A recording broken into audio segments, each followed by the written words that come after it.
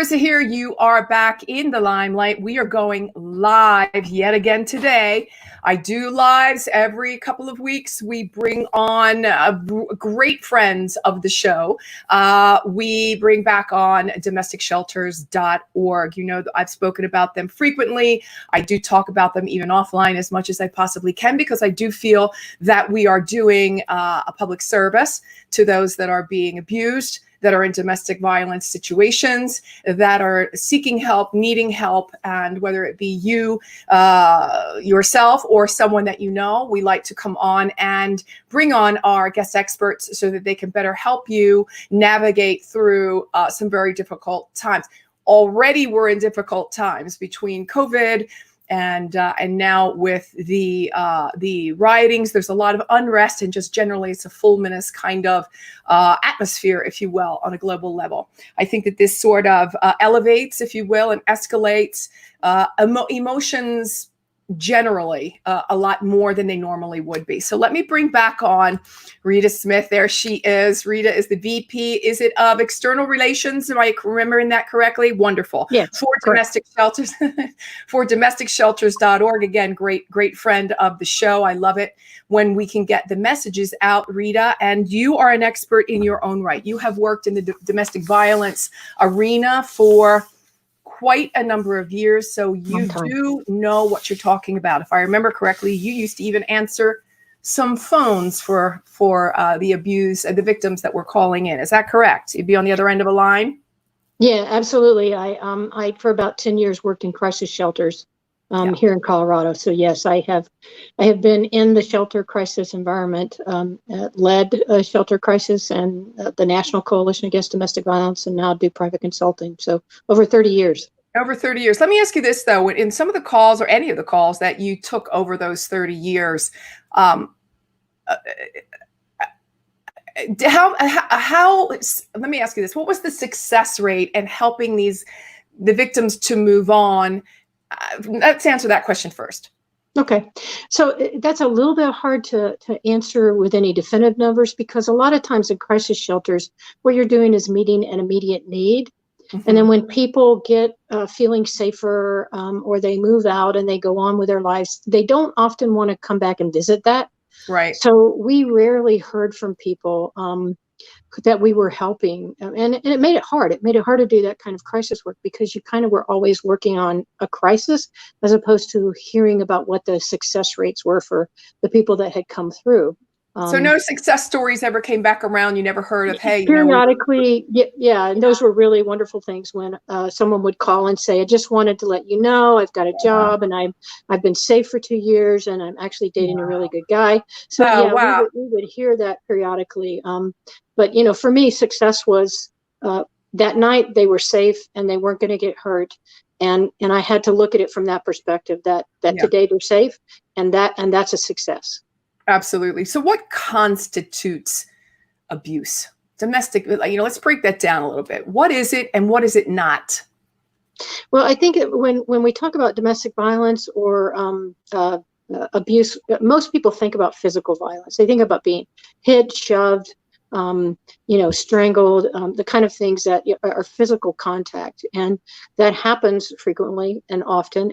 And I also worked with a number of women who never were touched, were terrified of their abuser, but had never been physically touched. And so I think that that's one of the things I want people to understand, is that just because you haven't been hit doesn't mean you're not in danger. Doesn't mean it's not abuse. Right. Okay. Absolutely. So yeah, again, there's a lot of manipulation that goes on in the mind of an abuser.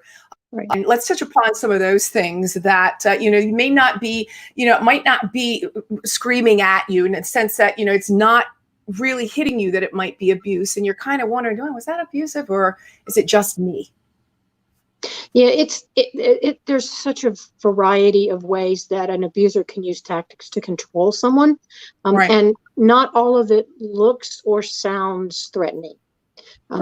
So So emotional abuse is certainly something that happens a lot. Right. Verbal abuse, telling somebody that they're stupid, they're fat, they're not attractive, that they're a bad parent, Nobody that else will want you. nobody cares about them, that they'll be alone. I'll take your kids if you leave Yeah. me. Right. I'll hurt your family if they help you. I mean, So there are threatening, lots of lots of ways. threats. Yeah, Yeah. and And what about stalking? Where does stalking fall into all of that? Is that considered abuse or just kind of creepy? well, if it's someone who either has a relationship with you or thinks they have a relationship with you. There are, I think, a number of women who get stalked by somebody who wants a relationship, who thinks they have one, but the person just being stalked never agreed to that. So Yeah. stalking is a tactic that is most often used after they've left to try to keep track of them. But Yeah. even if you're living with someone, they can often download like a keystroke logger onto your phone or your internet connection without you knowing about it, so they know where you Right. go, who Yep. you visit. They can access everything. They put Checkers on the GPS tracking car. things on cars. There's a lot of ways that stalking behavior happens. And it even can look benign, like constantly sending you flowers, constantly sending you cards and Yeah. letters when you don't want them, texting Right. all the time. There's lots of different strategies Showing up at around the work. stalking. Yeah. I mean, there's Right. all kinds of things. Um, so if someone's never hit, it can still be abusive, right? That's what you're saying. It doesn't necessarily have to be physical violence. Right. Yes, I can tell you that I have talked to women who so I'll give you an example of how it can be very threatening without being Right. physical. Right. I had worked with a woman whose husband kept telling her, "I want you to go down in the basement and see what I've been doing. I want you to go down in the basement and see what I've been doing." He kept pushing her to do that. Yeah. And so eventually she went down to the basement to see what he had been up to. And what he had been up to was reloading his shotgun cartridges. So he was reloading his ammunition. All he said to her, he never touched her, but she was terrified Of because course. the message was very clear that your life is in Very danger. clear. Yeah. Right. Absolutely. Sandy Bass, hi, loves. Yeah, she's saying that our conversation is so important. It's so good to see you, girlfriend. I'm so glad that you're here. Again, this is for anyone that is suffering at the hands of an abuser or someone that you may know that Right. you know needs this resource. DomesticShelters.org. Let me make sure that I have. There we go. I wanted to make that a ticker. Here we go. I'm going to put the ticker as well and get rid of this one. So there we go. There's Rita and Clarissa back with the ticker so that you can all take a look at the website, get over there. There are so many different resources on the website. I think, Rita, we're almost about, if I'm not, the last number, I think I heard 2,800 shelters in the United States and some in Canada. That's an enormous number. I know that they're growing as we speak, but during COVID, and even the riots. I mean, again, as I said before, the way that violence is fomenting, violence begets violence, if you will. So when everybody's in a frenetic state, it's probably more likely that you're going to be living a little bit more of an abusive situation that was already abusive. It might have escalated at home. So, again, there are resources out there for you. You do not have to be treated this way. And again, as I always say, if it hurts, it isn't love. So let's all remember that. And okay, so others may come up to you. Let's see, others may come up for you. Oh, questions. Others may come up. Yes, of course. That's just a little note to me. Well, okay. So we talk. Sorry, I was reading your notes. We've talked about the shelters, and again, the first line of defense, if you will, all the people at the shelters. We really do want to give a shout out to them, Rita, because they have not waned for a moment. They haven't left. They are there. First responders, always. We thank them all, but certainly somebody that's ready to take us in, and us maybe and our children in, and in some cases even our animals when they come with us, because the animals left behind sometimes are also abused, right. And that's never, that's always a horrible situation to think of. We just want to thank them. Thank them from the bottom of our hearts for sticking it out and seeing it through and being there for victims that really are desperate to get out of horrible, horrible situations. Rita, what say you? Yeah, I do think that it's really important to remember that people who work in crisis shelters are dealing with trauma all the time. Yeah. And so if you know somebody who does this kind of work, thank them for that effort. They have been at their jobs throughout the entire crisis that we've been dealing with in terms of stay at home. Right. They're there, they're available. They have changed the way in which they house people sometimes, only putting one family to a room instead of bunking people up, using extensive cleaning to make sure that they disinfect Right. appropriately.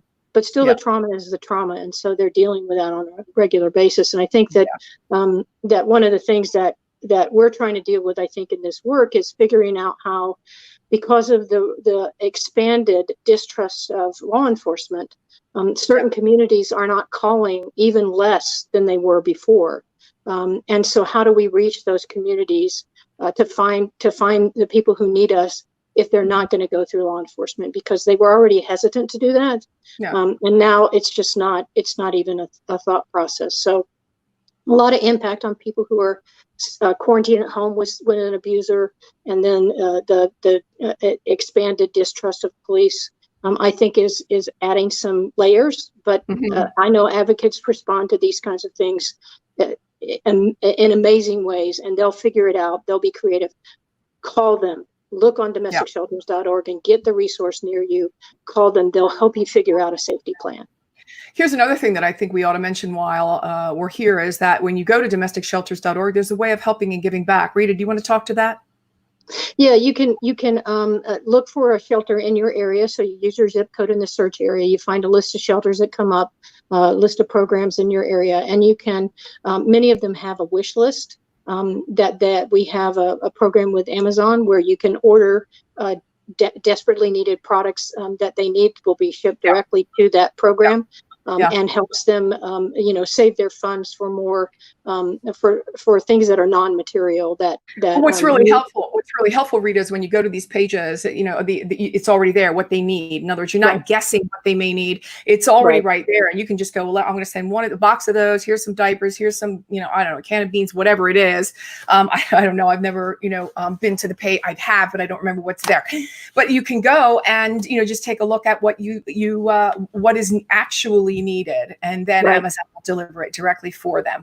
So that is an amazing added bonus for us to be able to help, and at least one way that we can help now and immediately, and know that it will get to them. The other thing that I wanted to talk about is when we want to help somebody that we know is being abused, when is it that we're kind of feeling like it's none of our business? And at what point do we say, you know what, this is my business? Well, I think approaching somebody from the perspective of, how are you doing? You feel like you're being treated okay? You deserve to be treated well and with respect. So I want you to know that if you ever feel like that's not true in your relationship, I know resources. So, kind of approaching it from I know you're in trouble to, I just believe that relationships should be equally respectful. And, if that doesn't happen for you, I know people who can help you. How many times, Rita, do you think along your career in 30 years did you hear a victim say, but I love him? And I know he loves me. And I know he loves me. It's just his way. Mm-hmm.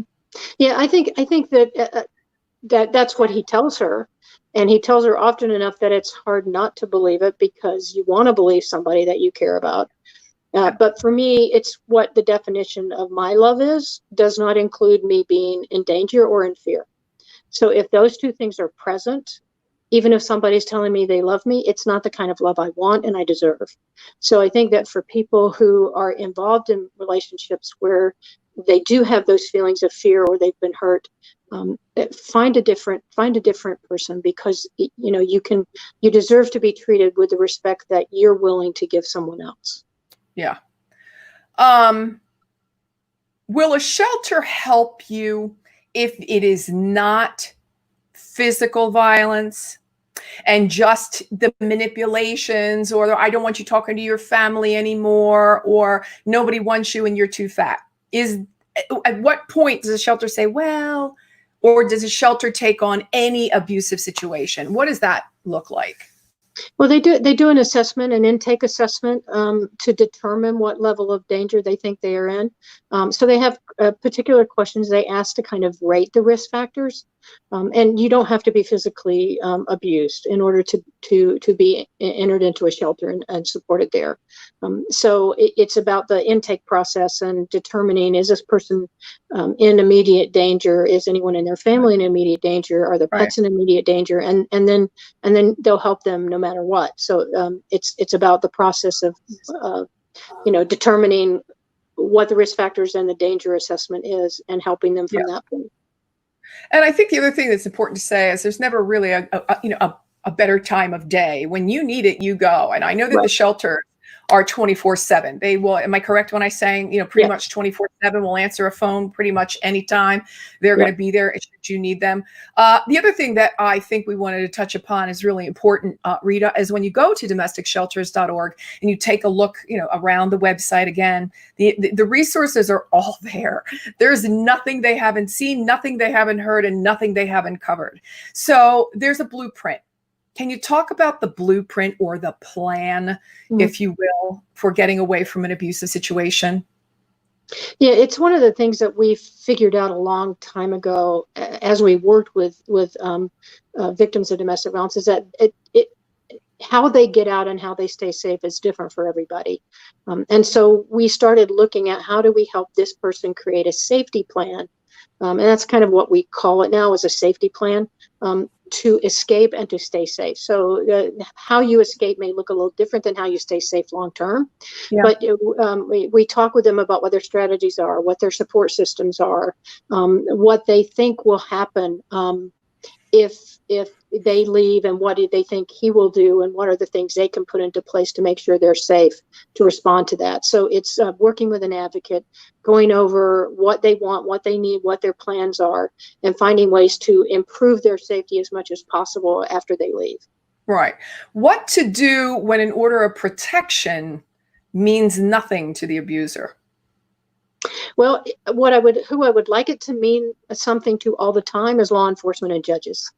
What I have found over the course of my 30 plus years is that women go through the process where they get into a court and they get that restraining order. I lost your audio, love. I lost your audio somewhere. Did something happen on your end? Yeah, there was. There you go. Okay, that's better. You'd like it to mean something to law enforcement and to judges. Yeah, because when a woman goes through the process of getting that restraining order and she has it, and then she calls for help when it's violated, frequently nothing happens. And so for me, I would like law enforcement to hold them accountable every time, to find them, to make sure the judge knows they violated that order, because if there are consequences for violating a restraining order, then I think less times that would happen. Most of the time, nothing gets done, and so it looks like it means nothing, but it means nothing because the system isn't responding. Right. I'm going to have to let you go because you lost your audio. I'm getting it broken up, but I mean, we're at our time, so we're good to go. I don't know what happened, but we're at time, so that's fine. I do want to remind everybody about domesticshelters.org. We're here I think we're about every 2 weeks now. We come live, don't we, Rita? Something along those lines, whether it be with Ali Rumschlag or we come on with Amanda Kipper, all the gals that are working over at domesticshelters.org. We're doing rotations and making sure that this message is out, that it continues to go out, and that everybody that needs help and anybody that that may need to know about domesticshelters.org, you're letting them know about it too. Rita, thanks for being on with us today. We will see you next time. Thank you so much. Bye. I don't know what happened.